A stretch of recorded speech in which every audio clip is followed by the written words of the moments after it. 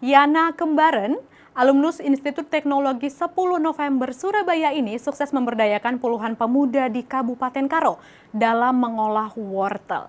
Komoditi yang satu ini tidak hanya laris di Sumatera Utara, namun hingga Pulau Jawa. Saksikan kiprah Yana dalam liputan berikut.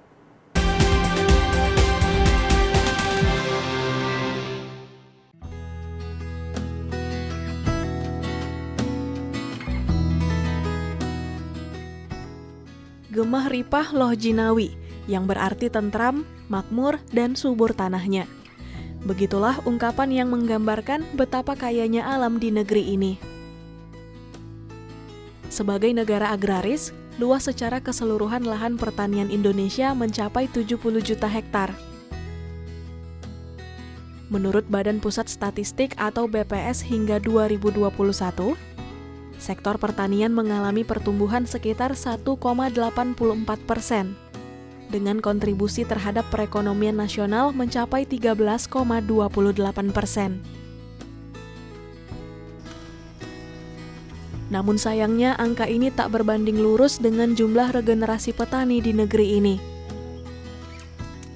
BPS menyebutkan, per Agustus 2022, dari 135,3 juta penduduk yang bekerja, 29,96%-nya bekerja di sektor pertanian. Angka tersebut menginformasikan kalau jumlah petani negara kita mencapai 40,64 juta orang. Meski sebagian besar penduduk Indonesia masih banyak yang berprofesi sebagai petani, angka ini masih didominasi oleh petani usia 45 hingga 64 tahun.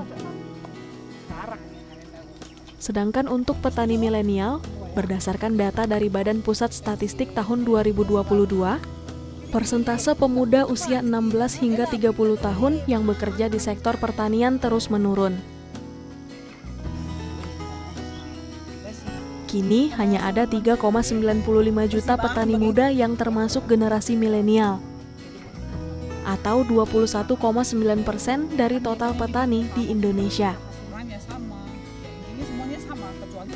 Sadar akan hal ini, Yana Kembaren, salah seorang petani sekaligus pengusaha wortel di Kabanjahe, Kabupaten Karo, memilih untuk memanfaatkan potensi alam di daerah asalnya.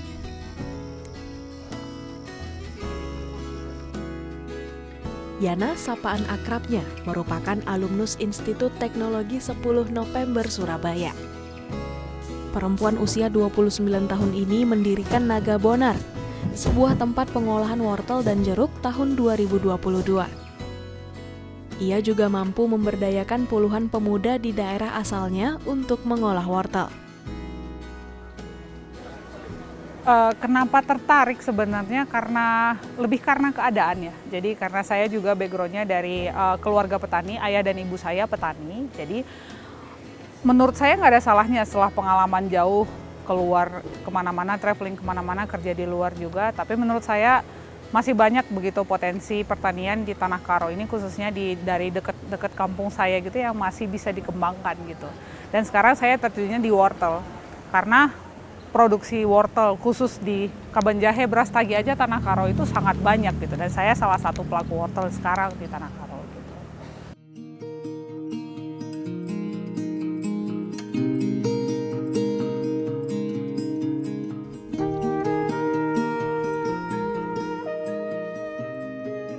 Di usianya yang masih terbilang muda, saat ini Yana telah dipercaya mengolah 15 hektar lahan pertanian di Kabupaten Karo. Meski tidak memiliki latar belakang pertanian di bidang akademik, Yana banyak belajar dari kedua orang tuanya tentang cara mengelola lahan pertanian. Dari 15 hektar lahan yang ia kelola, Yana mampu menghasilkan 20 hingga 24 ton wortel dari setiap hektarnya dalam kurun waktu 3 bulan. Usai menamatkan pendidikannya tahun 2016, Yana sempat menimba ilmu tentang kopi di Australia selama 2 tahun. Setelah itu, ia mencari pengalaman sekaligus mengumpulkan modal untuk membeli beberapa hektar lahan pertanian di kampungnya.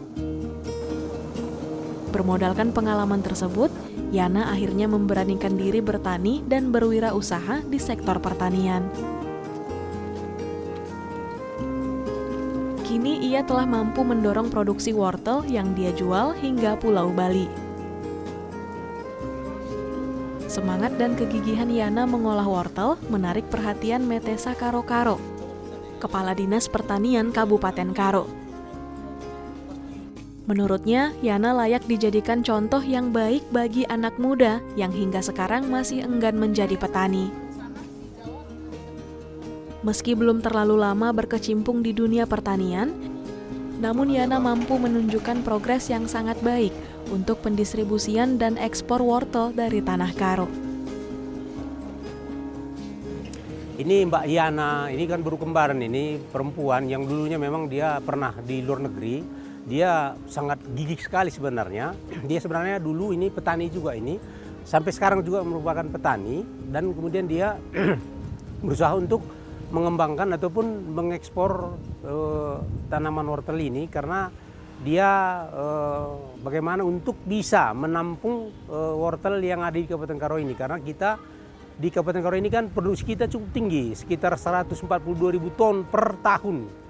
Makanya Mbak Yana ini dalam seminggu itu bisa dia kirim sekitar 100 ton per minggu. Luar biasa memang, dan dia sangat peduli. Karena kita masih butuh makan dan kita masih butuh nutrisi untuk hidup gitu loh. Jadi dan lagi masih luas lahan terlebih lagi di Tanah Karo ya menurut saya. Masih sangat luas lahan yang masih bisa diolah oleh anak-anak muda yang misalnya baru lulus kuliah atau segala macam. Cuman karena ya baru kesannya petani itu masih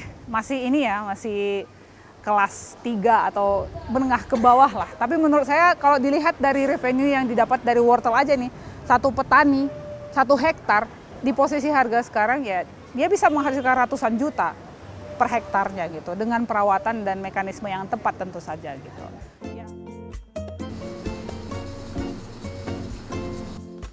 Sosok petani muda seperti Yana Kembaren sangat dibutuhkan karena berpotensi membawa perubahan positif. Usahanya ini menjadi modal dalam sektor pertanian demi memajukan pertanian berkelanjutan.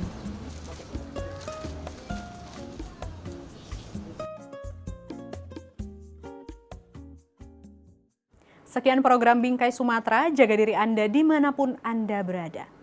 Tetap semangat menyebarkan kebaikan, saya Windy Nenggolan pamit, sampai jumpa.